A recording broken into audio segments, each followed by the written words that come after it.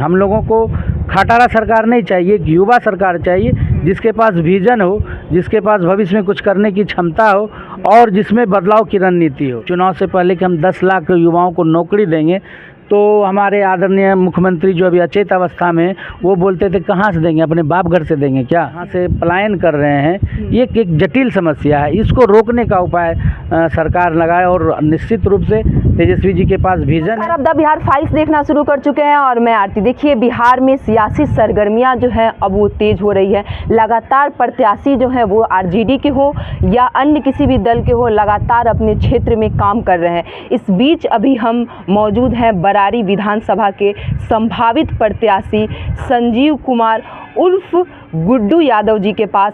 सीधी बातचीत करते हैं कि क्या कुछ अपनी क्षेत्र की जनता के लिए कर रहे हैं और क्या वर्क अभी जो है ज़मीनी स्तर पे कर रहे हैं। हमारे चैनल में बहुत बहुत स्वागत है सर आपका द बिहार फाइल्स में आपका बहुत स्वागत है। और इस छोटे से कस्बे में आप लोग पटना से आए हैं, चूँकि यहाँ की जो वस्तु स्थिति है उसकी जानकारी लेने हम तहे दिल से आपको धन्यवाद देते हैं। और आपके माध्यम से आपसे जुड़े हुए तमाम हमारे बिहारवासी को हम तहे दिल से नमन करते हैं, वंदन करते हैं। बात रही बरारी का, बरारी जो है कटाव है क्षेत्र है, बाढ़ पीड़ित क्षेत्र है। गंगा और कोसी दोनों का दंश से ये जो इलाका है ये प्रत्येक साल कांप उठता है। और वैसे परिस्थिति में जो सरकार है, जो 20 साल से सरकार है यहाँ पर, जिसके विधायक अभी वर्तमान में हैं जदयू के, वो इस मामले में कोई भी काम जो ठोस कदम है वो नहीं उठा पाए हैं। हर बार बाढ़ आती है, बाढ़ के नाम पर, राहत कार्य के नाम पर लूट होता है, लेकिन जो बाढ़ का अस्थायी समाधान है वो नहीं हो पाता। हम लोग पुनर्वास संघर्ष बैनर तले हम लोग लगातार 2011 से ही एक आंदोलन चला रहे हैं कि इस क्षेत्र में जो कटाव पीड़ित हैं, जो विस्थापित परिवार हैं, उनका पुनर्वास किया जाए। और लगभग 25,000 परिवार से ऊपर पूरे कटिहार में विस्थापित हैं। यहाँ पर जो है बरारी विधानसभा में लगभग हमको लगता है 15 से 1000 जो हैं हमारे भाई बहन जो हैं, जो कटाव से पीड़ित होकर के कोई बांध पर, कोई रोड पर बसे हुए हैं। उन लोगों का मेन मुद्दा हम लोगों का है कि ये जो है कटाव से हम लोग जो हर साल झेलते हैं, गांव का गांव ख़त्म हो जा रहा है, इसका एक अस्थाई समाधान हो और अस्थाई निदान हो। इसलिए हम लोग इस चुनाव में हम लोग चाहते हैं कि इस बार बदलाव हो और जनता भी चाह रही है। जनता को जो आदरणीय तेजस्वी जी ने 17 महीने में जो काम किया है, एक नौकरी, रोजगार पर, स्वास्थ्य विभाग पर, उसका एक मॉडल बना है और आम युवाओं को अभी चाहते हैं। हम लोगों को खटारा सरकार नहीं चाहिए, एक युवा सरकार चाहिए जिसके पास विजन हो, जिसके पास भविष्य में कुछ करने की क्षमता हो और जिसमें बदलाव की रणनीति हो।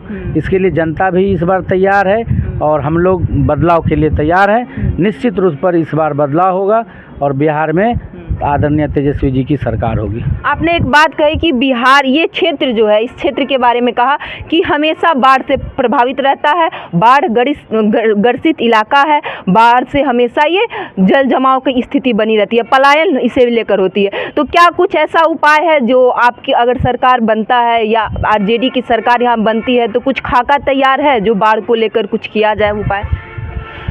देखिए, जो बाढ़ के लिए अस्थाई समाधान होना चाहिए, जो ठोकर है, जो ठोकर का निर्माण हम लोग करवाते हैं बाढ़ को रोकने के लिए, कटाव को रोकने के लिए, वो समुचित उपाय नहीं है।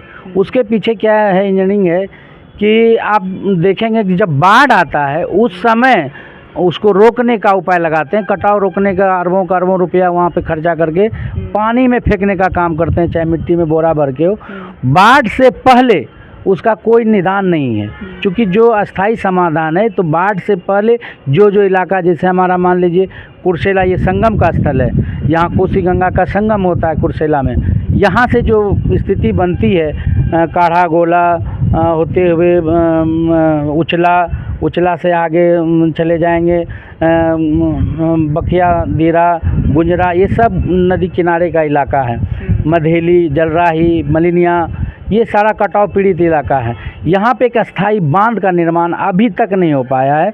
बहुत पहले लालू के समय में एक बार बांध का निर्माण होना था जो कट गया और अभी इस पे कोई अस्थाई समाधान नहीं हो पा रहा है। और सबसे बड़ी बात है, जो गरीब गुरबा समाज, ये इलाका पिछड़ा इलाका है।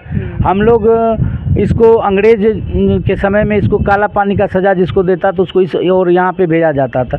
यहाँ की जो मिट्टी है, जो पानी है, वो उसमें बहुत ज़्यादा जो है लोहे की मात्रा है, आयरन की मात्रा है, जिसके कारण लोगों का यहाँ पे जीवन जो है पेयजल पानी नहीं मिल पाता। और उस स्थिति में यहाँ के लोग बरंडी नदी का पानी पीते हैं। जब आप जाएंगे दिरा इलाका तो बहुत बद सा बदतर स्थिति है।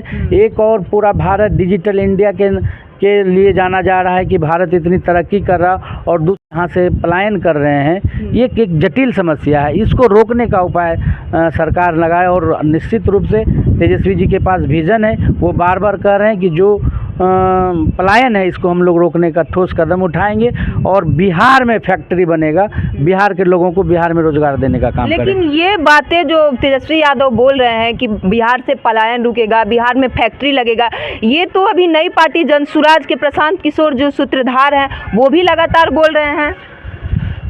देखिए, बोलने से और करने में दोनों अंतर है। प्रशांत किशोर अभी नई पार्टी है और बोल रहे हैं। अगर हम अभी जैसे मोदी जी आए, जब 14 में वो आए और वो बोलते थे कि हम 50 दिन में काला धन ला देंगे।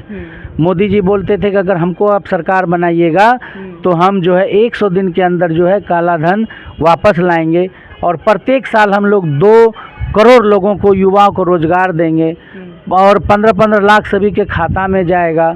लेकिन बुलेट ट्रेन बनेगा, जो लोग हवाई चप्पल से चल रहे हैं उनको हम हवाई प्लेन पे चढ़ाएंगे। क्या ये संभव हो पाया?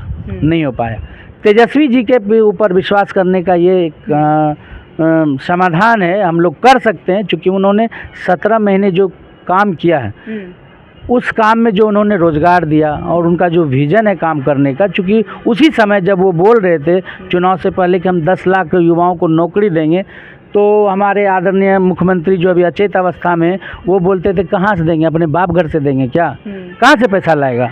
लेकिन उन्होंने दिखाया कि बाप घर से हम पैसा नहीं लाएंगे, बिहार की जनता का जो टैक्स का पैसा है। अभी आप बताइए कि जो 1990 की बात करते हैं, 1990 से 2005 तक में बिहार की क्या आई थी, इस पे चर्चा करनी चाहिए। और अभी बिहार की क्या आय है, पहले के लोग कितना प्रतिशत टैक्स देते थे, अभी कितना टैक्स देता है, आमदनी का भी बात तो करिए ना।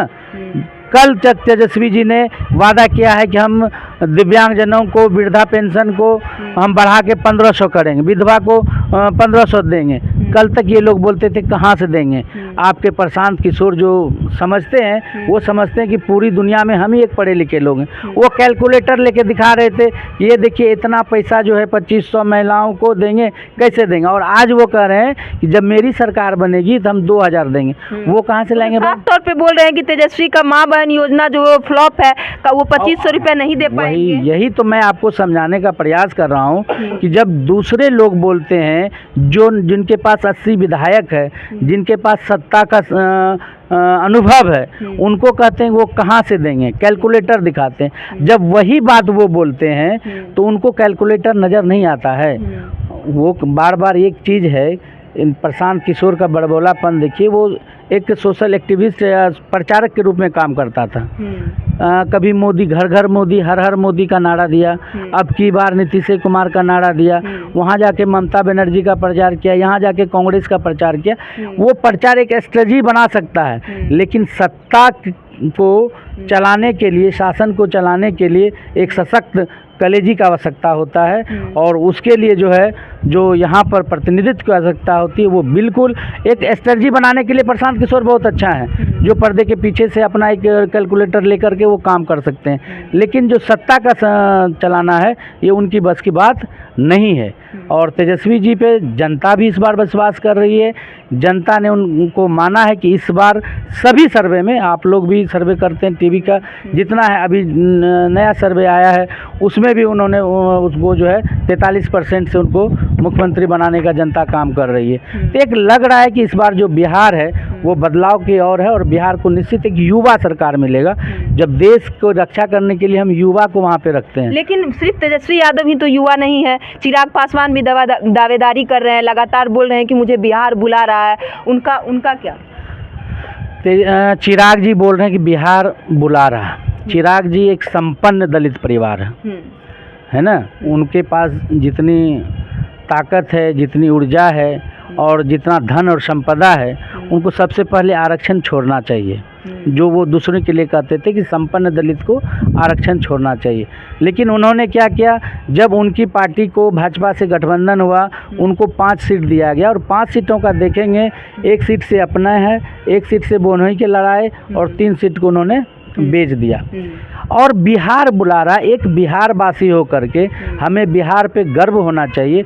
और हम बिहार के लिए, जो हमारी जन्मस्थली है, जहाँ पे हम रह रहे हैं, अभी हम बोले कि हमको बरारी बुला रहा है, तो इतना दिन से तो हम बरारी में रह रहे हैं, तो बुला कहाँ रहा है भाई? आप पलायन थोड़े आपका हो गया है। हमको लगता है कि चिराग पासवान जी का पलायन हो गया था, वो बिहार से बाहर हैं। अभी जो वो पद पे हैं, सांसद हैं, जो पहले जमुई के सांसद हैं, आप कभी जमुई गए होंगे तो वहाँ के हालात देख लीजिएगा।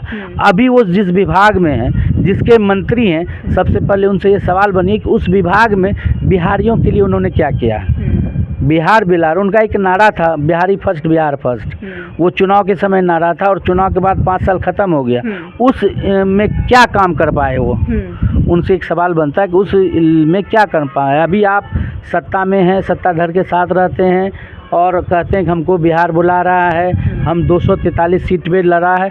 अरे उनको रोका कौन है बिहार आने के लिए? राजधानी चलती है, चले आए, प्लेन भी वहाँ से पटना दिल्ली से चलता आ जाए, बिहार बुला रहा है। लेकिन बिहारियों के लिए आपने क्या किया है? वो एक अभिनेता हैं, एक्टर हैं, और मंच पर भाषण देना आसान है, लेकिन जब आम गरीब गुरबा के बीच आप रहिएगा, जब समाज के विभिन्न टोले मोहल्ला में जाके देखिएगा कि दलित समुदाय का क्या स्थिति है, उनकी शिक्षा का क्या स्थिति है, उनके रहन सहन का स्थिति है, तो कम से कम वो अपने जाति को भी सुधारने का अगर काम करते, उनका कहीं पे चल रहा है, कोई फंड चल रहा है उनका दलित के कल्याण के लिए, वो कुछ कर रहे हैं, उनसे एक सवाल बनता है।